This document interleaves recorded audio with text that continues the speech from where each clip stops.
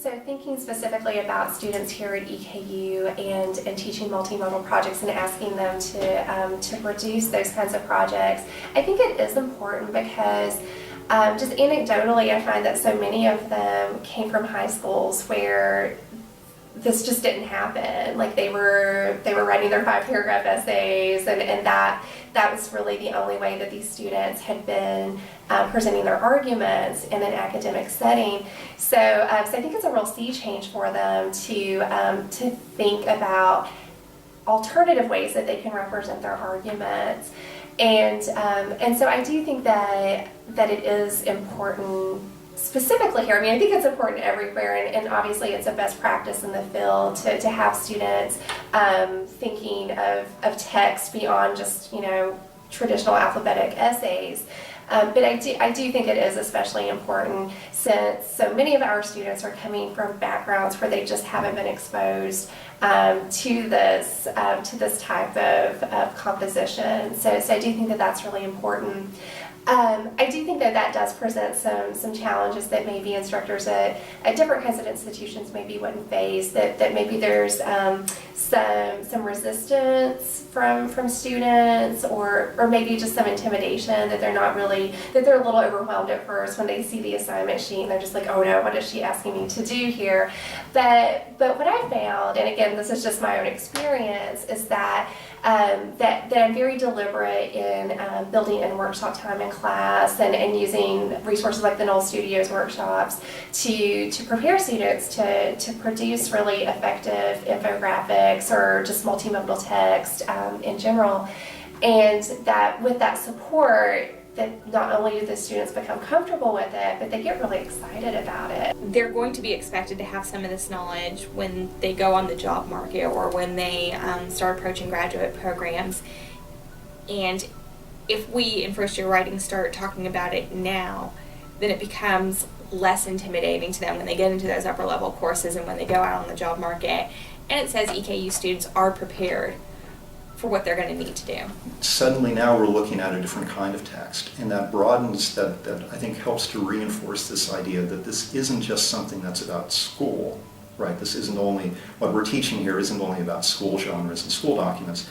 This is broader, right? So if they're looking at how are people who contribute to YouTube communities, for example, what are some of the conventions there as far as giving shout outs to or tracing the original sources, right? Giving credit to where did this come from, or who am I responding to, or whose music am I using? That's another way of thinking about source citation, right? It's not following MLA, but it reinforces, hey, this matters not only in school, this matters elsewhere too. So I think that it's a way of helping students make those kind of conventions, or those kinds of connections. Like I said, I think students here maybe have less experience with that. Sometimes they have less experience, so in that case it becomes perhaps even more important for us to help them deal with it, to negotiate it, figure out how to use it for their needs in academic and outside of academic environments.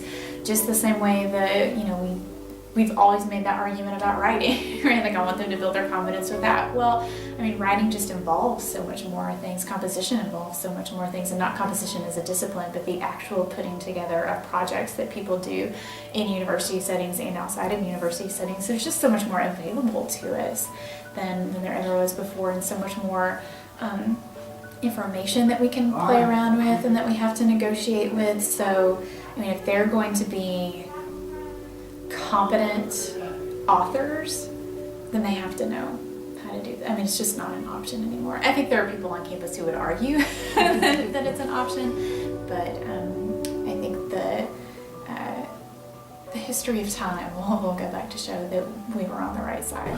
So I think it's imperative for all students, not necessarily just students at EKU, to be able to fully understand the things that they're reading, to fully appreciate the things they're reading, rhetorically and otherwise.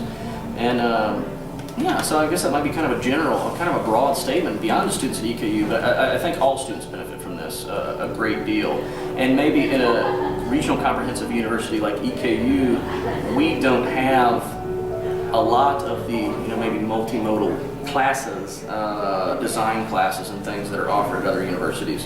So I think this gives a lot of students at our university some experience, some introduction to these things that might lead them on to other professional or academic goals outside of the first year writing classroom. Because I don't think multimodal composition can be fully taught in a first year writing classroom, but I don't think writing can be fully taught in a first year writing classroom. It's something that we can introduce our students to and hopefully introduce them to a skill set that they can leave our classroom and develop.